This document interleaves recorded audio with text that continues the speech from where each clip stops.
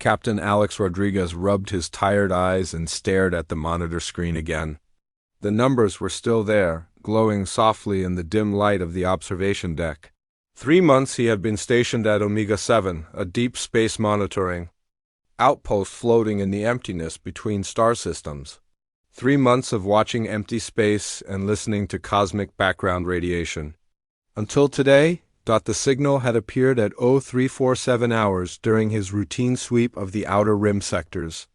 At first, he thought it was equipment failure.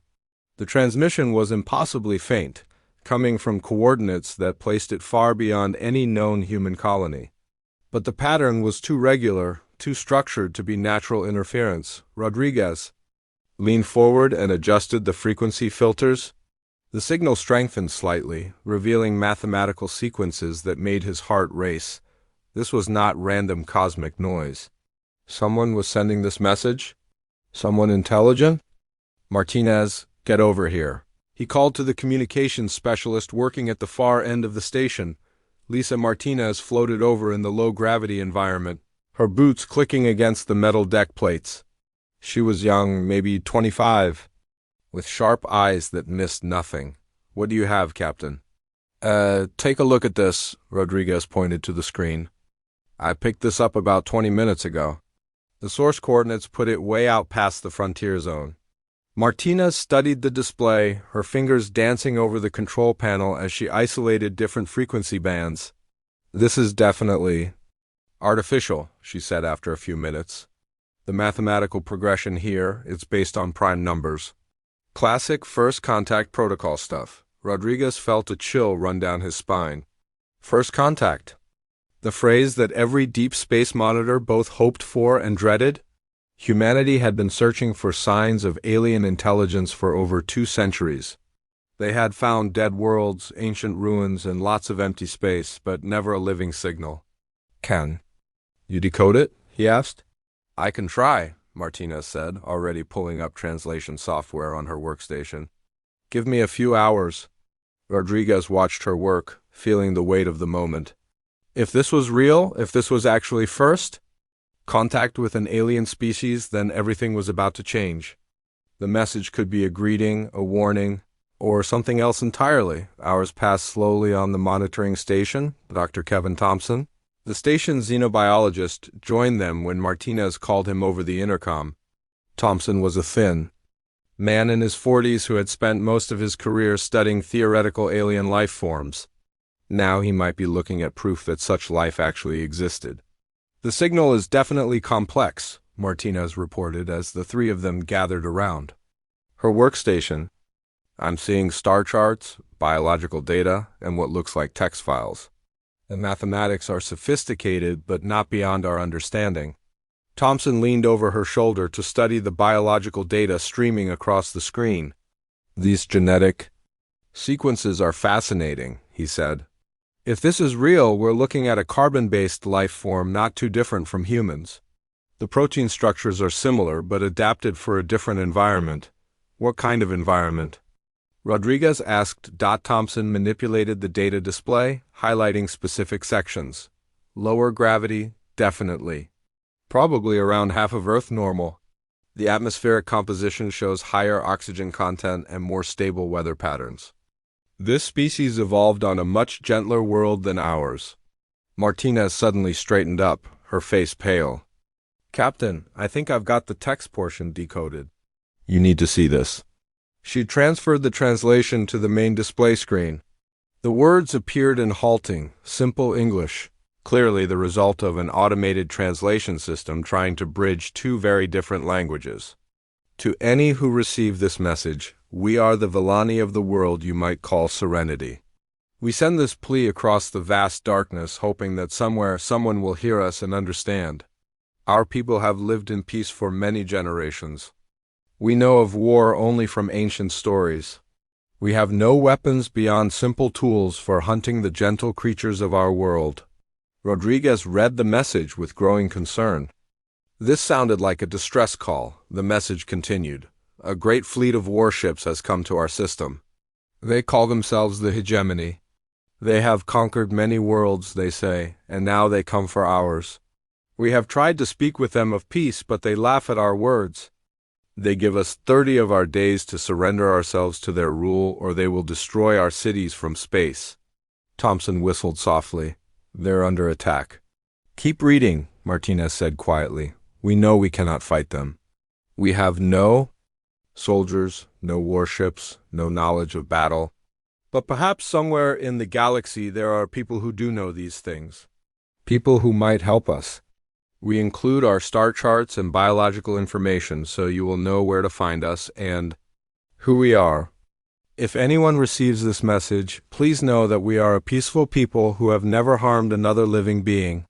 We do not ask you to die for us, only to help us find a way to survive." The message ended with detailed star charts showing the location of the Villani homeworld and technical specifications that would allow human ships to navigate there. The biological data included environmental requirements and atmospheric composition. Rodriguez stared at the screen for a long moment. Somewhere out there, an entire peaceful civilization was facing extinction. They had reached out across the void, hoping someone would hear their cry for help. And by some miracle that someone was humanity. "How long do we have?" he asked. Martinez checked the timestamp on the message. "This was sent 47 days ago. Earth standard. They said they had 30 days to surrender. So we might already be too late?" "Maybe," Thompson said, "but the transmission is still coming through. If their planet had been destroyed, the signal would have stopped." Rodriguez made his decision. "Martinez, prepare a priority message to Earth Command. Include everything we've decoded. Thompson, I want a full analysis of their biological data and environmental requirements." "What are you thinking, Captain?" Martinez asked. Rodriguez looked at the star charts still glowing on the screen. The Villani homeworld was 3 months away at maximum hyperspace speed. If Earth Command acted quickly, they might be able to mount a rescue mission. But that would mean humanity revealing itself to the galaxy for the first time. I'm thinking that 40 years ago, when I joined the Space Service, they taught us that our mission was to explore, to learn, and to help where we could. Well, here's our chance to do all three. He turned to Martinez. In your message to Earth Command, make sure you emphasize one thing. The Villani described their world as peaceful and gentle. They talked about stable weather and low gravity. They called our kind of environment impossible to survive in. "So?" Rodriguez smiled grimly. "So they have no idea what they just did." They sent a distress call to Earth. They're about to find out what happens when you ask a planet full of hellworlders for help. Within hours, the message was racing toward Earth at faster-than-light speeds. Soon, Admiral Patricia Wells at Earth Command would be reading about humanity's first contact with alien life. She would learn about the peaceful Villani facing destruction at the hands of an aggressive empire. And she would have to decide whether humanity was ready to step onto the galactic stage as protectors of those who could not protect themselves. The Villani had asked for help from anyone who might be listening. They were about to discover that the someone who heard them had evolved on a world so dangerous that every other species in the galaxy would soon learn to call humans by a new name: Hellworlders. Admiral Patricia Wells stood in the command center at Earth headquarters, reading the decoded message for the third time. The room buzzed with quiet activity as her staff prepared for what might be humanity's first interstellar military operation. 3 days had passed since Captain Rodriguez's report arrived, and Wells had spent every waking hour planning their response. The decision had been easier than she expected. When faced with a peaceful species asking for help against aggressors, there was really only one choice humanity could make. The Earth Council had voted unanimously to send aid to the Villani, despite the risks of revealing human capabilities to a hostile galaxy. "Status report," Wells called to her aide, Commander Jake Sullivan. Sullivan approached with a datapad in his hand. He was 32 years old, a career military officer who had earned his rank through skill and dedication, rather than politics. The Endeavour launched 6 hours ago with a full diplomatic team. Dr. Sarah Kim is aboard as chief linguist, along with cultural specialists and a small Marine detachment for security. Wells nodded. The Endeavour was humanity's newest exploration. Vessel, equipped with advanced hyperspace drives and sophisticated communication equipment. If anyone could establish proper contact with the Villani, it would be Sullivan's team. Travel time to their system? Wells asked. 3 months at maximum hyperspace speed, Sullivan replied. We're also preparing a larger task force in case the diplomatic mission requires military support. Wells walked to the large display screen showing star charts of the galaxy. The Villani system was marked with a pulsing blue dot, impossibly far from Earth but now connected by the thin thread of their distress signal. Somewhere out there, an entire civilization waited for help that might never come. Meanwhile, aboard the Endeavour, Lieutenant Commander Jake Sullivan was discovering just how different the Villani were from humans. Dr. Sarah Kim had been working around the clock during their hyperspace journey, using the biological and cultural data from the original message to build a comprehensive translation system. Their language is fascinating, Dr. Kim explained during a briefing in the ship's conference room. She was a small woman with intense dark eyes who spoke 6 human languages fluently.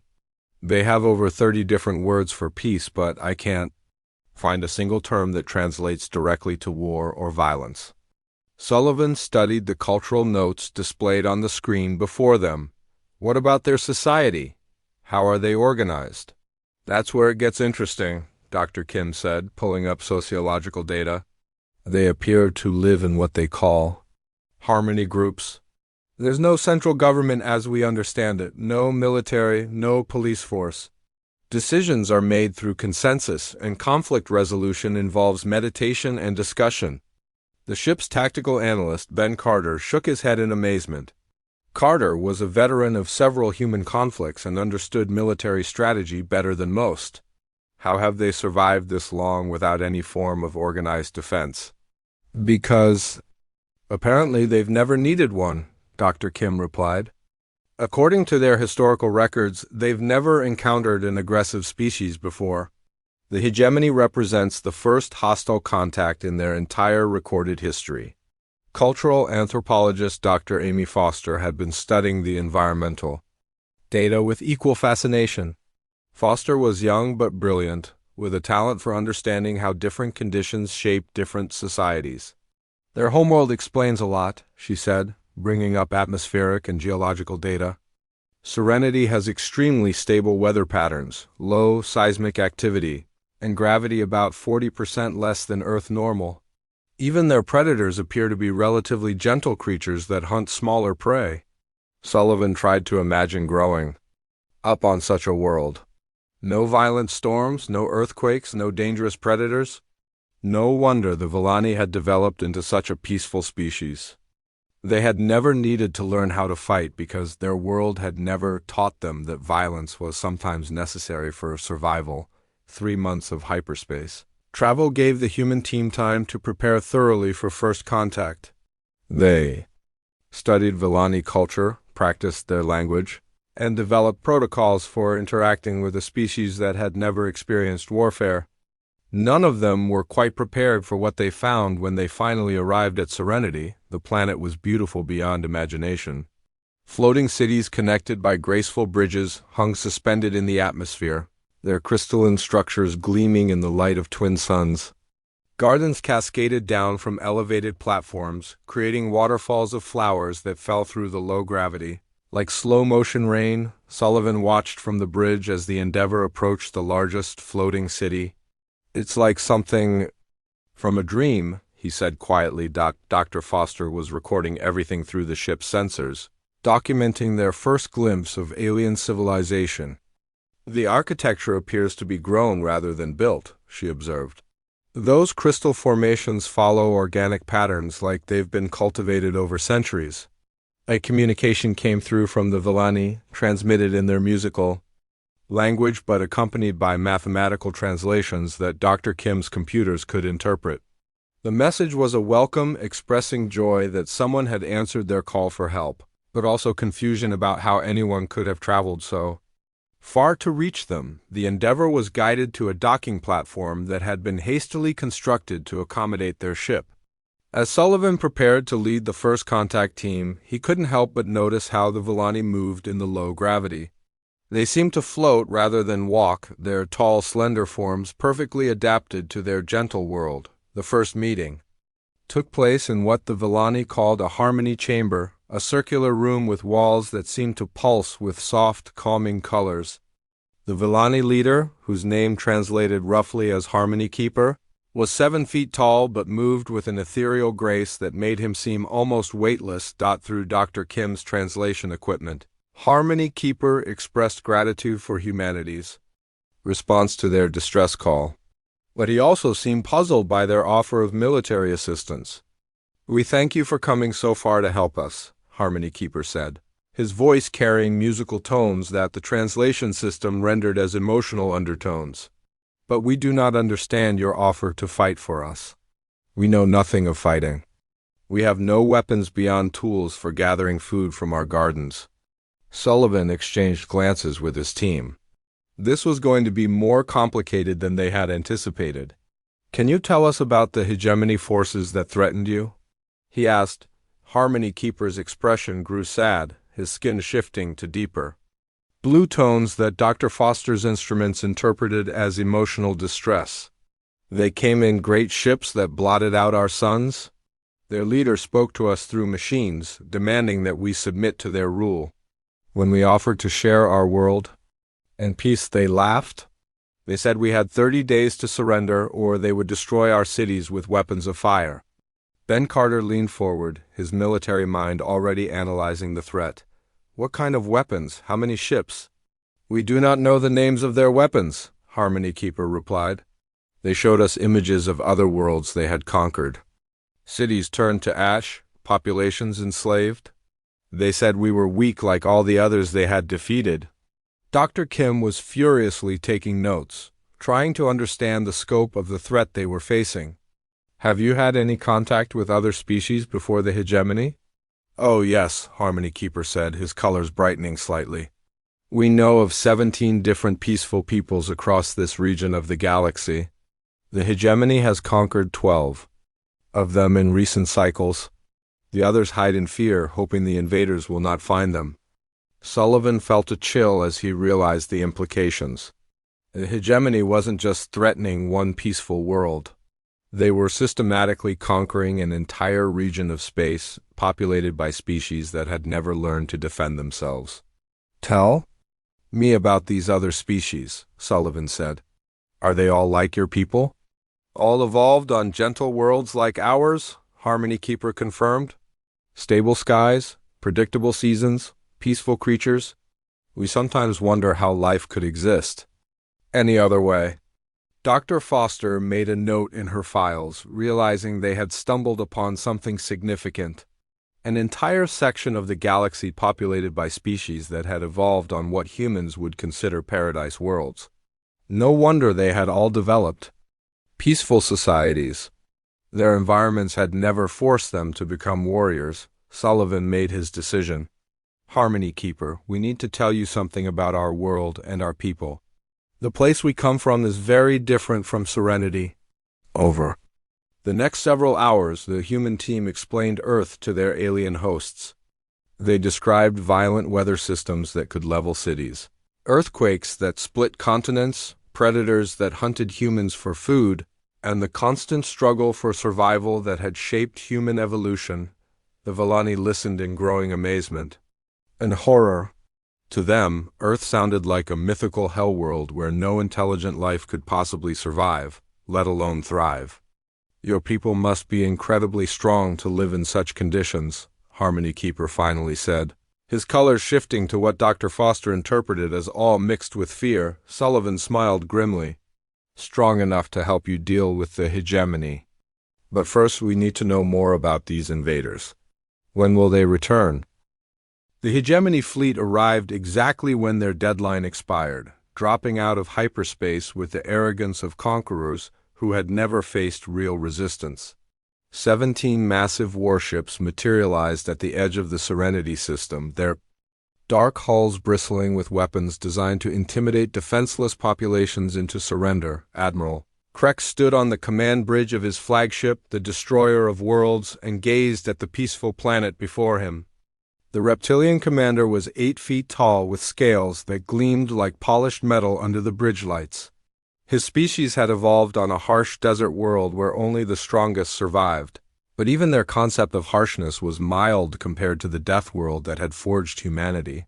"Scan the system," Krex ordered his tactical officer. "I want to know if these weak creatures have tried to build any defenses since our last visit."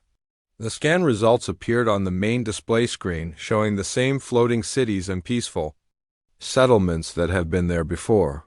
But there was something new. A single alien vessel was docked at one of the orbital stations, its design unlike anything in the Hegemony database. "Admiral," the tactical officer reported, "we have detected one unknown vessel. Small, possibly a scout ship from another system." Krex studied the image with mild interest. In his 3 decades of conquest, he had encountered hundreds of species. Across this sector of the galaxy, all of them had followed the same pattern. Peaceful evolution on stable worlds had produced civilizations that knew nothing of warfare. They begged, they pleaded, they offered tributes, but they never fought. "Back! Open communication channels to both the planet and the unknown vessel," Krex commanded. "Let us see if these newcomers are any different from the other weak species we have conquered." On the surface of Serenity, Lieutenant Commander Jake Sullivan received the incoming transmission in the Harmony Chamber where he had been meeting with Villani leaders. The Hegemony message was broadcast on all frequencies, designed to reach every listening device on the planet simultaneously. The image that appeared on their screens showed Admiral Krex in all his intimidating glory. When he spoke, his voice carried the authority of someone who had never been challenged. "I am Admiral Krex of the Hegemony Empire," the message began. 30 days ago, we gave the inhabitants of this world a choice. Submit to our rule or face destruction. That deadline has now passed." Sullivan activated the translation system that Dr. Sarah Kim had prepared, allowing him to communicate directly with the Hegemony commander. This would be humanity's first contact with an aggressive alien species. "Admiral Krex," Sullivan responded. "This is Lieutenant Commander Jake Sullivan of the Terran Exploration Force. We are here as allies of the Villani people." Krex's eyes narrowed as he studied the human face on his screen. The creature before him was smaller than most species he had encountered, but there was something in its expression that was unfamiliar. Where other species showed fear or desperation when facing Hegemony forces, this being seemed calm and alert. "Terran," Krex said, testing the unfamiliar word. "We have no record of your species in our conquest files. What world do you come from?" "We call it Earth," Sullivan replied. "Perhaps you would like to know more about our homeworld before you make any threats against our allies." Krex laughed, a harsh sound that echoed through his command bridge. "Another peaceful species come to beg for the lives of these weaklings? Very well. Tell me about this Earth of yours. What makes you think you can stand against the might of the Hegemony?" Sullivan looked at Dr. Kevin Thompson, who had joined the communication session from the Endeavor. The xenobiologist nodded and activated a data transfer that would send detailed information about Earth's environment to the Hegemony flagship. "Admiral Krex," Thompson said, his voice carrying the calm tone of a scientist presenting facts. "Our homeworld has gravity nearly twice what you experience on your vessel. Our atmosphere contains violent storm systems with winds that can reach 300 kilometers per hour. The surface experiences regular seismic activity that can split continents." Krex studied the incoming data with growing confusion. The environmental readings made no sense. "No intelligent species could evolve under such conditions," Thompson continued his presentation. "Our oceans contain predators over 20 meters long with jaws powerful enough to crush metal. Our land masses are populated by creatures that actively hunt our species for food. We experience temperature variations that range from below -40 degrees to over 50 degrees Celsius." "Impossible," Krex interrupted. "No civilized species could develop under such conditions. Your data must be corrupted." "The data is accurate," Sullivan said. "Would you like to see documentation of human survival in these environments?" The next series of images that appeared on Krex's screen showed Humans doing things that seemed impossible to the hegemony commander. Footage of people walking through blizzards, surviving in deserts, climbing mountains that reached into the stratosphere, and swimming in oceans during storms that would terrify most spacefaring species. Krex's tactical officer leaned over to whisper urgent calculations in his commander's ear. The gravity readings from Earth were nearly double what hegemony forces could operate in effectively. The weather patterns showed instability that would ground their atmospheric craft. The geological activity would make surface operations extremely hazardous. This must be some kind of deception, Krex said, but there was uncertainty in his voice for the first time. No species evolves on a death world and achieves spaceflight. We did, Sullivan said simply. And now we're here to protect our friends. Ben Carter had been monitoring hegemony communications from the Endeavor's sensor array. The tactical analyst was fascinated by what he was seeing. The enemy fleet consisted of massive ships designed for overwhelming firepower against defenseless targets.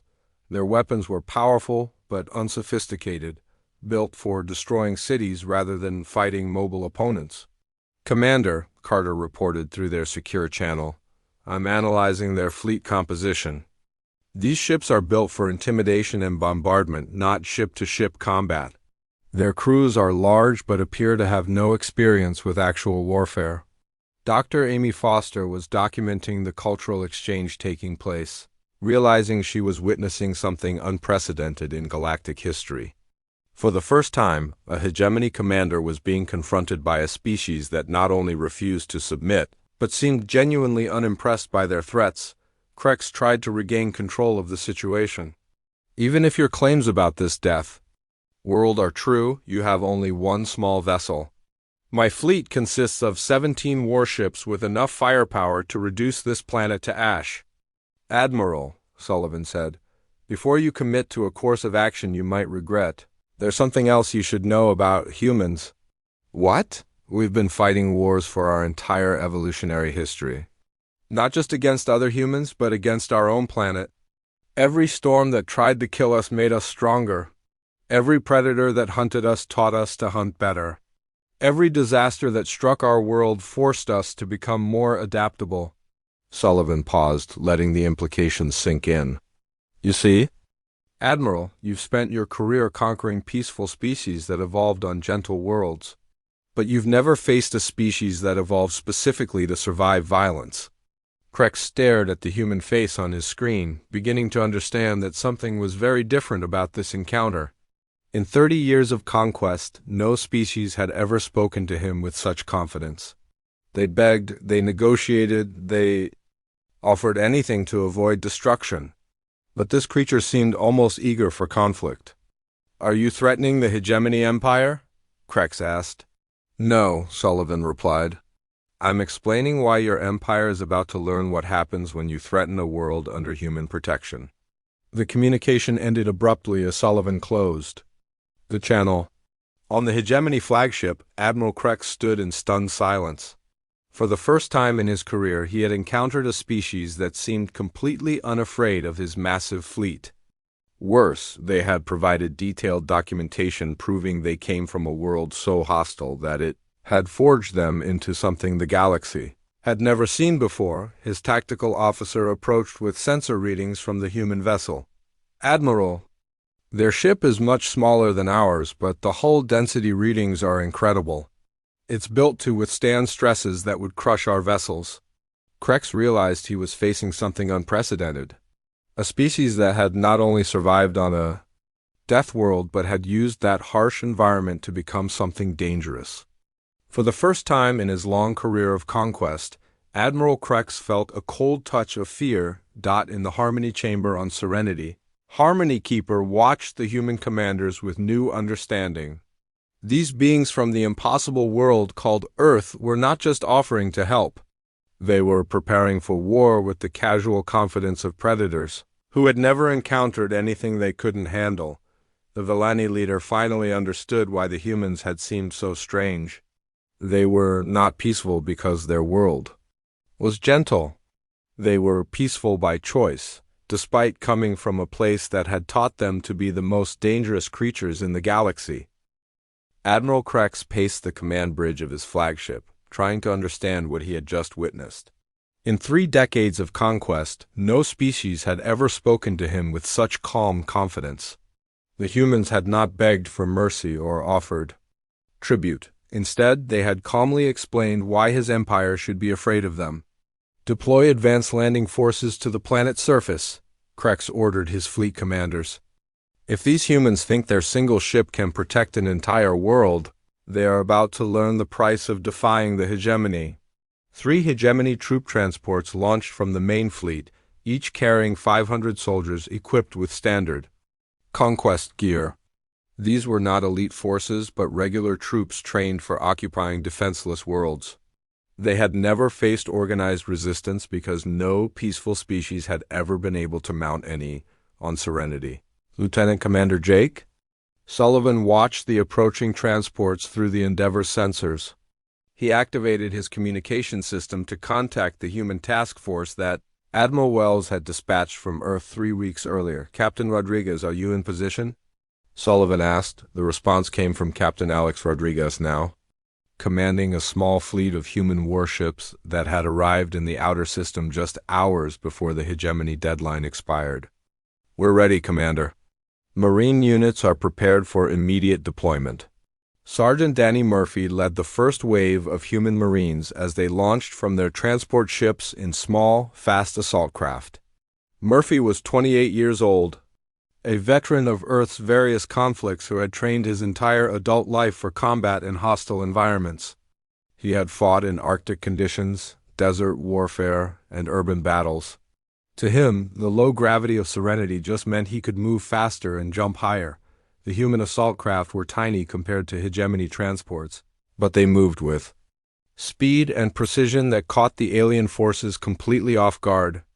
While hegemony troops descended slowly in massive, heavily armored vehicles designed to intimidate rather than maneuver, the humans arrived like a swarm of angry insects. Murphy's team hit the first hegemony landing zone just as alien troops were beginning to disembark from their transport.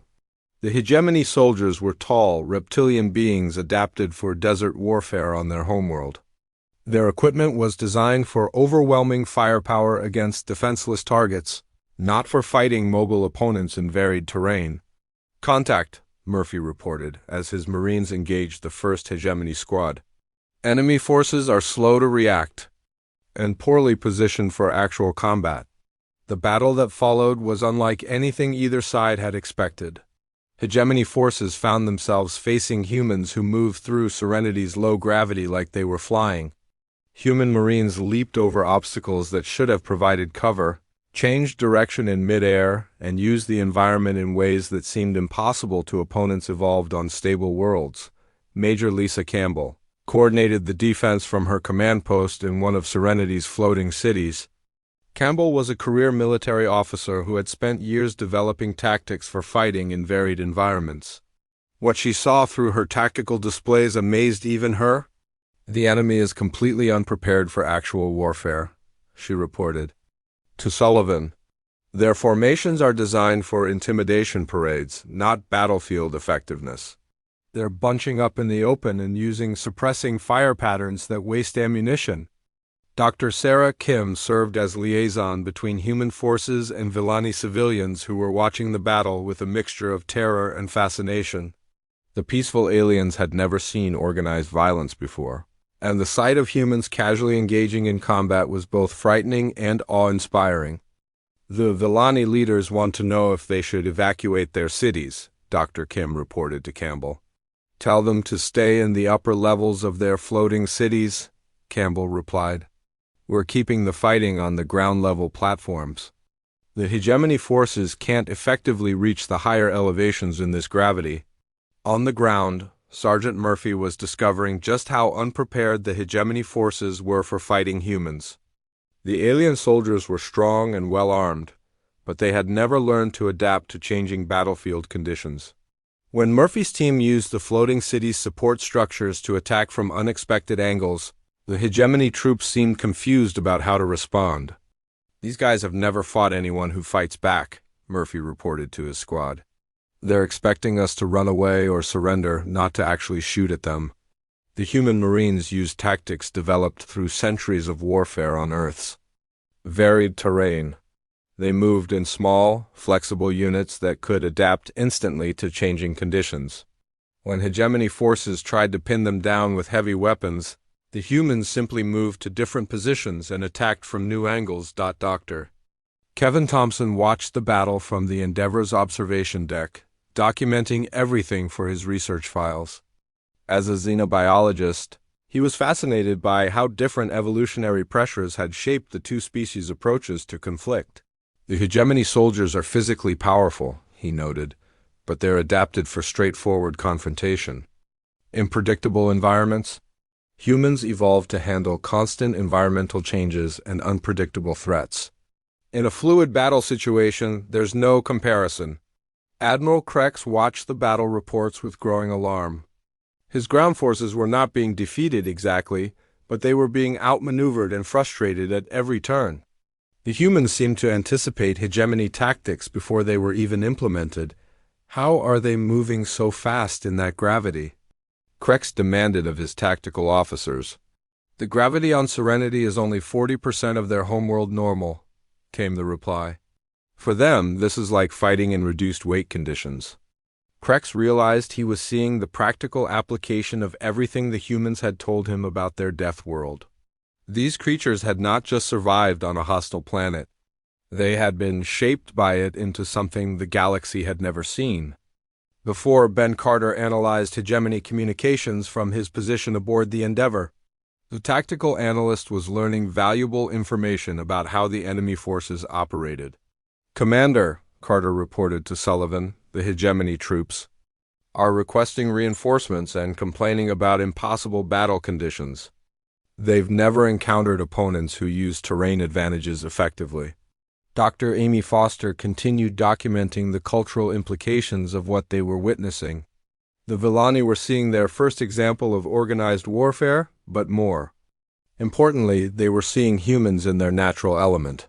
The Villani are beginning to understand what human civilization really represents, Foster reported. They're realizing that our peaceful nature is a choice, not a necessity. On the battlefield, the difference between the two forces became increasingly clear. Hegemony soldiers fought like they were conducting a police operation against civilians. They expected opponents to flee or surrender when faced with superior firepower. Human Marines fought like they were engaging equal opponents in a contest. Where only the most adaptable would survive, Murphy's team had successfully disabled 2 hegemony landing sites and was moving toward the third when he received new orders from Major Campbell. "All units, the enemy is preparing to retreat to their transports," Campbell announced. "Do not pursue. Let them go back to their ships and report what they've seen." Sullivan understood Campbell's strategy. This first engagement was not meant to destroy the hegemony forces, but to demonstrate human capabilities. The real message was being sent to Admiral Krex and his fleet commanders. As hegemony troops retreated to their transports, leaving behind equipment and wounded soldiers, Admiral Krex stood on his bridge trying to process what had just happened. His forces had not been defeated in traditional terms, but they had been completely outclassed by a smaller force using tactics he did not understand. "Admiral," his communications officer reported, "ground forces are requesting permission to withdraw to the fleet." Krex granted the request, but his mind was already working on the larger implications. These humans had just demonstrated that they could fight effectively against hegemony forces. More importantly, they had done it while protecting civilian populations and minimizing damage to the peaceful world below. For the first time in his career, Admiral Krex was facing an opponent that seemed to understand warfare better than he did. The humans had not just fought his troops. They had controlled the entire engagement, choosing when and where to fight while achieving their objectives with minimal effort. As the hegemony transports returned to the fleet, Krex realized that everything he thought he knew about conquest was about to change. These humans from their impossible death world had just introduced the concept of effective military resistance to a galaxy that had forgotten such things were possible. The galaxy was about to learn that when peaceful species called for help, the Hellworlders would answer, and they would bring with them lessons learned from the most dangerous classroom in the universe. Admiral Krex stared at the tactical display showing his retreating ground forces and made a decision that would change the course of galactic history. No species had ever forced hegemony troops to withdraw before, and he could not allow word of this defeat to spread to other conquered worlds. "Prepare the fleet for full orbital bombardment," Krex ordered his weapons officers. "If these humans want to protect this world, they can watch it burn from space." The 17 hegemony warships moved into bombardment formation, their massive weapons arrays charging for an attack that would reduce Serenity's floating cities to scattered debris. This was the standard hegemony response to any form of resistance, overwhelming firepower designed to break the will of anyone who dared oppose them. Commander Jake Sullivan watched the enemy fleet movements from the bridge of the Endeavor and activated his emergency communication system. "Captain Rodriguez, the hegemony is preparing for orbital bombardment. We need the task force now." Rodriguez smiled grimly as he received the transmission. For the past 2 hours, the human fleet had been positioning itself using stealth, technology developed for operations in Earth's asteroid fields and radiation storms. Ships designed to survive solar flares and navigate through cosmic debris fields were nearly invisible to sensors built for detecting vessels in stable, predictable space. "All ships, drop stealth and engage," Rodriguez commanded, the human task. Force materialized around the hegemony fleet like ghosts becoming solid. 12 human warships appeared from seemingly empty space, their positions chosen to maximize tactical advantage. The ships were smaller than hegemony vessels but moved with the fluid precision of predators who had learned to hunt in three-dimensional space. Admiral Krex watched in shock as enemy vessels appeared on his sensors from impossible positions. How did they get so close without detection? His sensor officer checked his instruments frantically. "Admiral, their ships appear to be using some form of adaptive camouflage system. Our sensors registered them as background radiation or space debris." The first exchange of weapons fire revealed the fundamental difference between human and hegemony military philosophy. Hegemony weapons were designed for maximum intimidation, massive energy beams that could destroy entire city blocks but took time to charge and aim. Human weapons were built for precision and rapid targeting, smaller but far more accurate systems that could strike specific points on enemy vessels. Captain Rodriguez commanded the lead human vessel, a ship called the Defiant that had been specifically designed for combat operations. Unlike hegemony warships that relied on overwhelming size and firepower, human vessels were built for maneuverability and tactical flexibility.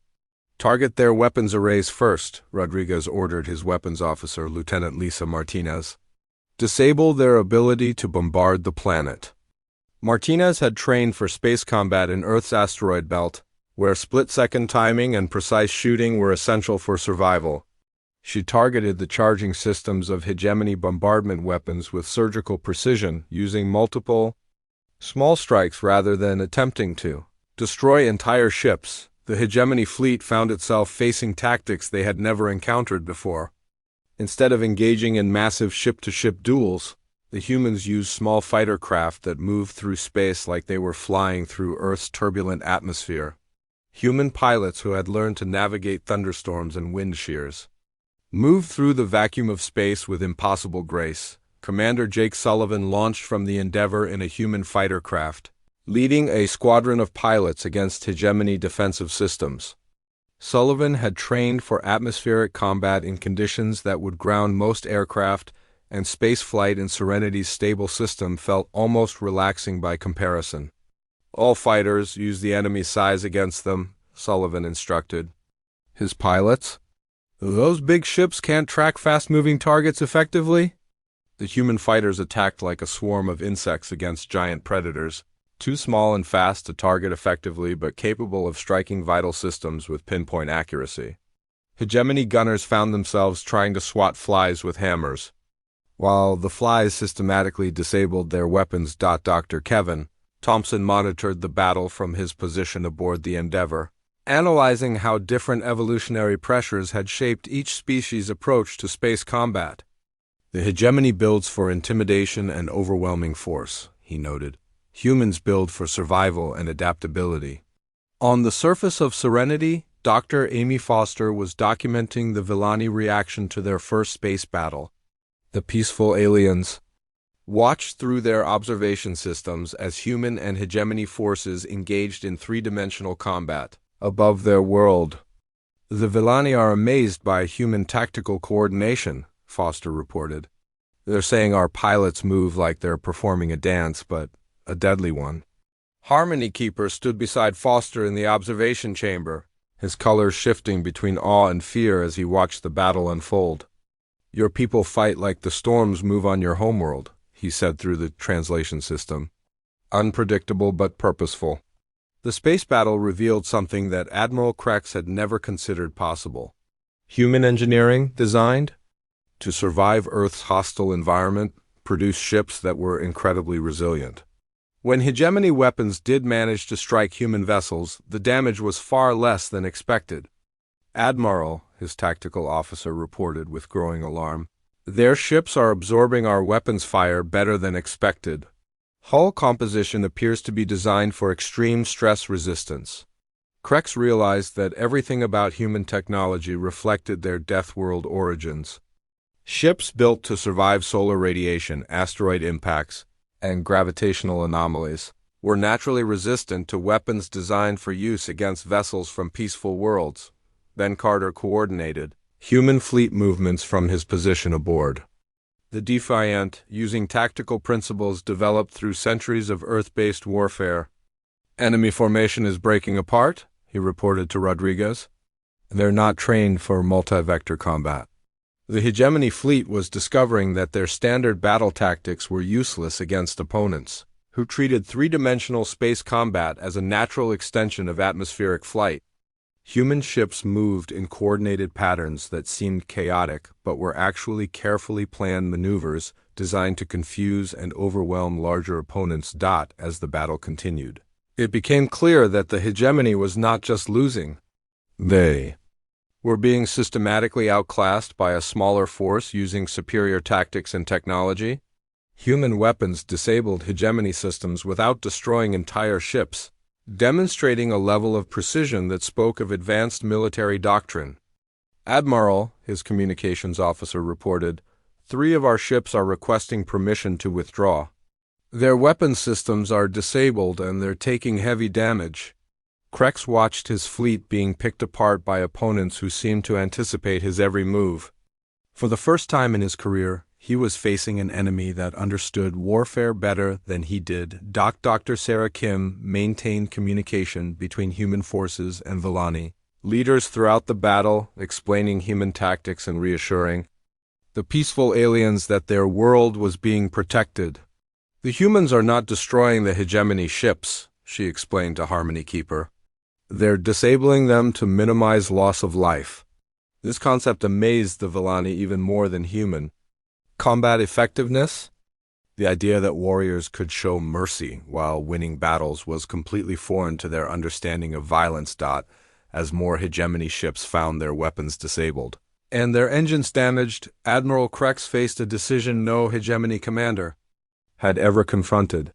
His fleet was being defeated by a smaller force, and continuing the battle would only result in more losses. Signal the human fleet, Krex ordered reluctantly. Request communication with their commander. Captain Rodriguez appeared on Krex's screen, his expression calm despite commanding a battle that was reshaping galactic history. Admiral Krex, are you ready to discuss terms? What terms?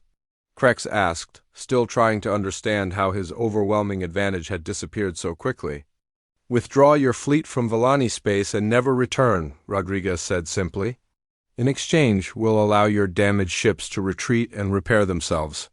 Krex realized he was not just facing military defeat but a complete reversal of everything. He understood about galactic power structures. These humans were offering him mercy while demonstrating they could destroy his entire fleet if they chose to. If I agree to your terms, Krex asked, What guarantee do I have that you won't pursue my forces? Rodriguez smiled with the confidence of someone who held all the advantages. Admiral, we didn't come here to conquer territory or destroy your empire. We came here to protect our friends. As long as you leave peaceful species alone, you'll never see us again. The implication was clear. Humanity was not interested in galactic conquest, but they would respond to any aggression against species under their protection. The galaxy was about to learn that the Hellworlders had appointed themselves as guardians of the innocent. 6 months after the Battle of Serenity, Ambassador Lisa Martinez stood before the first Galactic Council meeting ever held in the history of the galaxy. The Great Assembly Hall had been constructed on a neutral world chosen specifically for its peaceful environment and stable conditions. Representatives from 43 different species filled the chamber, their various forms and colors creating a stunning display of galactic diversity. Martinez looked out at the assembled delegates and felt the weight of history. Every species present had requested this meeting after word spread about humanity's defeat of the hegemony fleet. Some came seeking protection, others hoping to avoid conflict with the new power that had emerged from the unknown regions of space. Honored representatives, Martinez began. Her words translated into dozens of languages by advanced communication systems. 6 months ago, humanity received a distress call from a peaceful species facing extinction. Today, we gather to ensure such calls for help will always be answered. In the front row of the assembly, Harmony Keeper represented the Villani people. His colors shifted to warm gold tones that the translation systems interpreted as gratitude and hope. Behind him sat delegates from 17 other peaceful species, all of whom had lived in terror of hegemony aggression until human intervention changed everything. Admiral Patricia Wells watched the proceedings from Earth Command headquarters, where she had been coordinating humanity's response to the flood of contact requests from across the galaxy. In the past 6 months, her desk had been covered with reports of peaceful species seeking protection and aggressive empires, suddenly becoming very quiet about their expansion plans.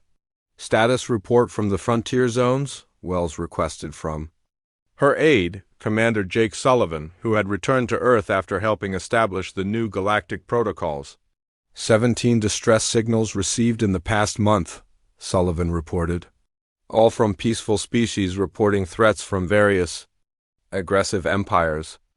We've dispatched response teams to 12 locations and are preparing for 5 more interventions. Wells nodded, understanding that humanity had accidentally appointed itself as the galaxy's police force.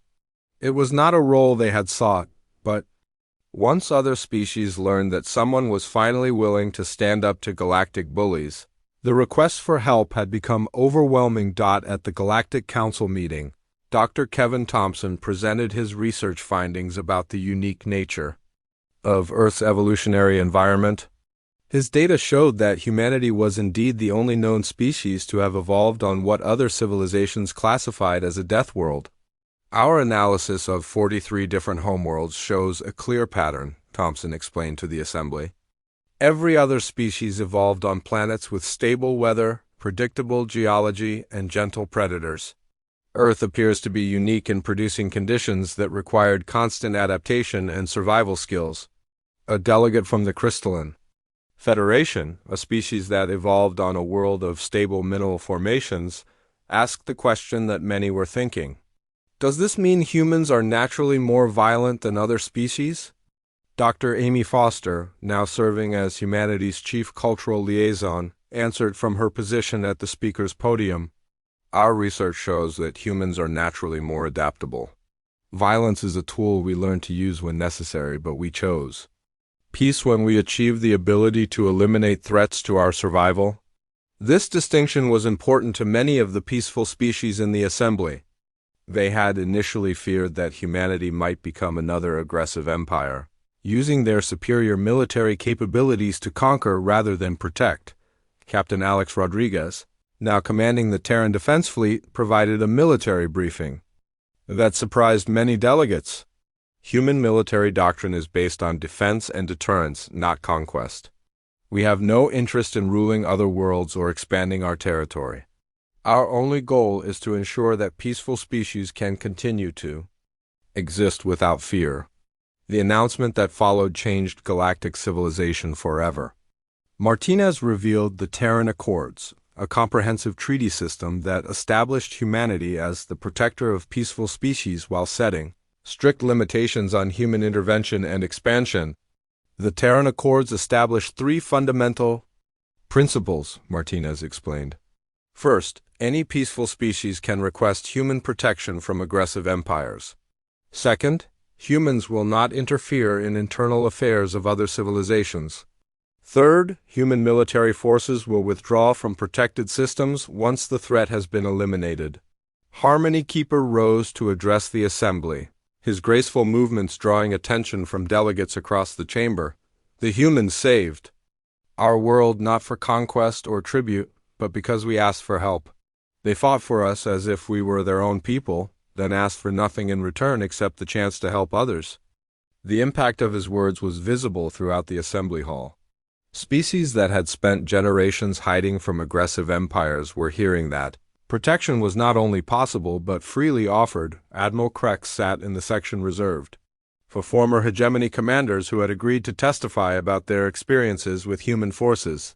The reptilian admiral had spent 6 months in human custody, not as a prisoner but as an observer learning about human military and diplomatic philosophy. The humans defeated my fleet using tactics I had never encountered, Krex testified. But more importantly, they showed mercy when they could have destroyed us completely. They taught me that strength without compassion is not true power. His testimony carried special weight because the hegemony empire had undergone dramatic changes since the defeat at Serenity. Faced with the possibility of human intervention in their conquered territories, the hegemony had begun negotiating independence agreements with species they had previously enslaved. Dr. Sarah Kim presented linguistic analysis showing how the concept of defensive warfare did not exist in most galactic languages. 41 of the 43 species we studied have no words that translate to strategic defense or protective intervention. These concepts simply did not exist in their cultural understanding. This revelation explained why aggressive empires had been so successful for so long. Peaceful species had no framework for understanding that violence could be used to protect rather than conquer. Ben Carter, now serving as head of Terran strategic planning, outlined the new galactic security structure. We're establishing rapid response teams positioned throughout the galaxy. Any species facing aggression can send a distress signal and expect human forces to arrive within days rather than months. The transformation of galactic civilization was already visible in the months following Serenity. Trade between peaceful species had increased dramatically now that they no longer feared traveling between star systems. Scientific cooperation had flourished as species that had hidden from each other for centuries began sharing knowledge openly, Martinez concluded. The historic assembly with an announcement that sent waves of relief throughout the peaceful regions of the galaxy. Effective immediately, the Earth Defense Council declares that any attack on a peaceful species will be considered an attack on humanity itself. The age of galactic bullies is over. As delegates filed out of the assembly hall, conversations buzzed with excitement and relief. For the first time in galactic history, peaceful species could develop and explore without fear of destruction by aggressive empires. 6 months later, Admiral Wells stood in her office reading reports from across the galaxy. Human intervention teams had stopped 14 attempted conquests, liberated 6 enslaved species, and established protection agreements with over 100 peaceful worlds. The final report on her desk came from Captain Rodriguez, now commanding the defense of an entire sector of space populated by gentle species. Admiral, his message read, request permission to establish permanent base on former hegemony stronghold world. Local peaceful species are requesting human presence for long-term security. Wells approved the request, understanding that humanity had evolved from a species struggling to survive on one hostile world into the guardians of peace for an entire galaxy. The Hellworlders had found their purpose among the stars, Not as conquerors but as protectors of those who chose peace over violence, the galaxy had learned that, when desperate voices called out for help, somewhere in the darkness, the children of Earth were listening, and they would always answer the call, bringing with them the hard-won wisdom of a species that had learned to survive by protecting what mattered most. The age of defenseless civilizations was over. The Hellworlders had arrived, and they had come not to destroy but to ensure that kindness could exist safely in a dangerous universe.